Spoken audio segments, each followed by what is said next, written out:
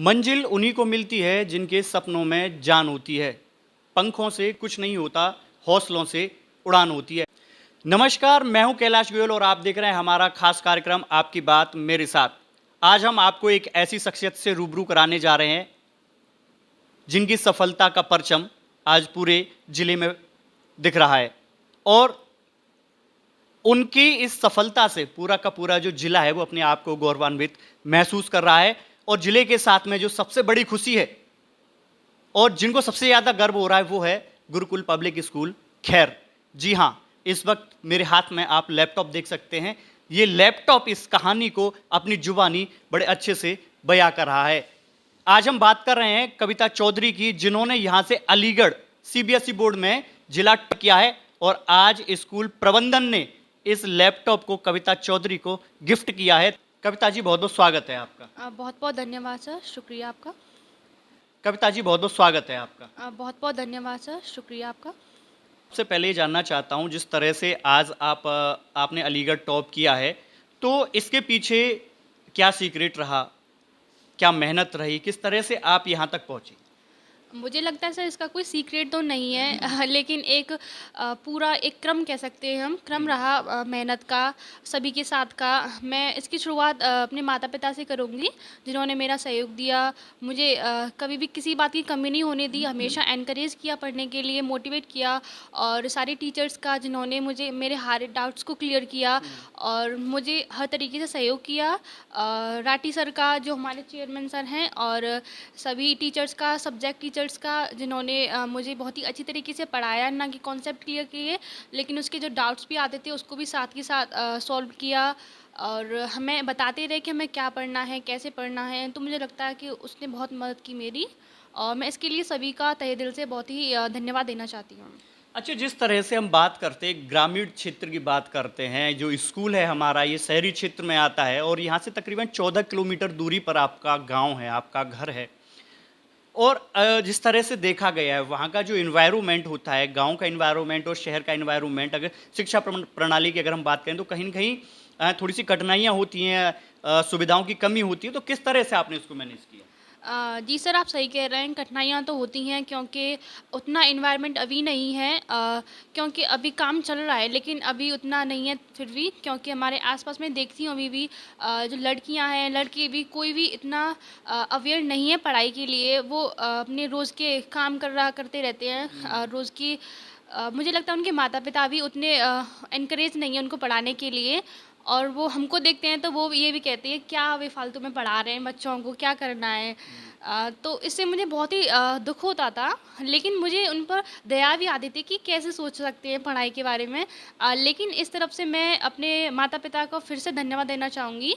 उन्होंने इस बात की परवाह ना करते हुए और मेरी हमेशा मदद की और मुझे एक अच्छे स्कूल में पढ़ाने की जो उनके प्रयास था वो रहा और मैं आज यहाँ पर हूँ, सब उनकी वजह से। मुझे अच्छा एनवायरनमेंट था घर में, लेकिन बाहर दिक्कत थी काफ़ी, अभी भी हैं, मुझे लगता है उसमें काफ़ी काम करने की ज़रूरत है, क्योंकि जैसे कि हम देहाती इलाके से हैं तो वहाँ पे जो अच्छे टीचर्स होते हैं ट्यूशन वगैरह की उतनी उपलब्धता नहीं है वहाँ पर अभी।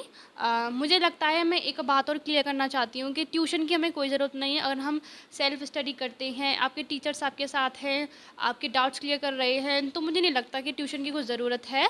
और मैं अपने टीचर्स के लॉकडाउन के टाइम पे भी कनेक्टेड रही थी टीचर्स से। ग्रुप था हमारा सेक्शन वाइज, तो वहाँ पे हम अपने डाउट्स क्लियर कर लेते थे, तो कुछ दिक्कत नहीं आती। आज तो इंटरनेट का ज़माना है, आप कुछ भी कर सकते हैं। मुझे लगता है ट्यूशन की ज़रूरत भी नहीं है और हमें पढ़ते रहना है, बस यही है, उसका कोई शॉर्टकट नहीं होता पढ़ने का। तो कविता जी, जिस तरह से आप जो है ग्रामीण क्षेत्र से आप आती हैं, तो कहीं न कहीं ग्रामीण क्षेत्र में घरेलू काम भी बहुत सारे होते हैं। तो क्या कभी ऐसा हुआ है कि आप काम नहीं करना चाहती हैं और आपकी माताजी ने कहा है कि ये काम कीजिए, तो किस तरह से ये सारी चीज़ें रही हैं? जी बिल्कुल, इसके अपोज़िट ही रहा था। जी। मम्मी तो कुछ नहीं कहती थी, अगर मुझे थोड़ा वो लगता था कि मम्मी अकेला काम कर रही हैं, हाँ। कुछ मैं भी हाथ बटा दूँ। लेकिन मम्मी मुझे हमेशा कहती थी, एनकरेज करती थी कि हम जो जैसे रहे, हम नहीं चाहते कि तुम्हारे में वो कमी रहे, बिल्कुल। तुम आगे पढ़ो, आगे बढ़ो और हम कर लेंगे काम। तो वो हमेशा यही कहती थी। कि मैं तुम्हें उस लायक बनाना चाहती हूँ कि तुम्हें काम करने की ज़रूरत ना पड़े आगे। जी। तो मुझे भी उनको देख कर काफ़ी मोटिवेट होता था कि हमें तो बस पढ़ना ही तो ही है। वो इतने सारे काम कर रहे हैं, मेरे पापा किसान हैं। मुझे लगता है मैं उनके बराबर तो अभी भी मेहनत नहीं कर पा रही हूँ। मुझे उनसे सबसे ज़्यादा मोटिवेशन मिलता था। जिस तरीके से हर मौसम का ध्यान रखते हुए वो इतना मुझे लगता है कि मेरे पापा और यानी कि मम्मी। बहुत कठिन परिश्रम करते हैं। Yes sir. अगर हम आसान भाषा में कहें तो बहुत यस कठिन सर। परिश्रम, क्योंकि किसानी का जो काम होता है बहुत ही ज़्यादा कठिन परिश्रम का होता है। तो इस सफलता में कितने घंटे की पढ़ाई आपने की? सर 5-6 घंटे तो मैं स्कूल की कहूँगी, क्योंकि स्कूल में पढ़ते थे हम। जी। उसके बाद सर आप 5-6 घंटे घर के मान लीजिए। उतने से कम तो नहीं पढ़ती थी, ज़्यादा भी हो जाता था, लेकिन हाँ इतना मैं कोशिश करती कि इतना मैं निकाल के दूँ अपने टाइम को, तभी सिलेबस कवर हो पाएगा सारा। तो जिस समय रिजल्ट आया आपका, और उस समय से कुछ समय पहले की अगर हम बात करें तो कैसा महसूस हो रहा था आपको? कहीं न कहीं क्योंकि आपने मेहनत की है, आपको लग रहा था कि आप जिला टॉप करेंगे? सर मैं सच बताऊँ तो जिले टॉप की तो मुझे पता नहीं था। मैं सोच रही थी 90 और 96 के अप्रॉक्स सोच रही थी मैं। मेरे पेपर अच्छे हुए थे बिल्कुल। और तो इतने की तो उम्मीद थी मुझे, लेकिन जिले टॉप की तो नहीं थी। सब कुछ अच्छा रहा और इसकी भी एक कहानी है। मुझे अपना रिज़ल्ट मुझे खुद नहीं पता चला था। मेरे नाना जी का फ़ोन आया था। उन्होंने कहा, "कब पता रिज़ल्ट आया? तूने चेक किया सीबीएसई का?" हाँ। मैंने कहा, "नाना मैंने अभी नहीं किया।" फिर मैंने तब चेक किया, फिर तब मैंने देखा था। कुछ यानी दिन कि मुझे नाना जी ने आपको एकदम से सरप्राइज़ कर दिया। यस सर, कैसा यस। लगा उस समय आपको? मुझे बहुत अच्छा लगा और सबसे पहले मैंने अपने नाना जी को ही बताई थी ये बात।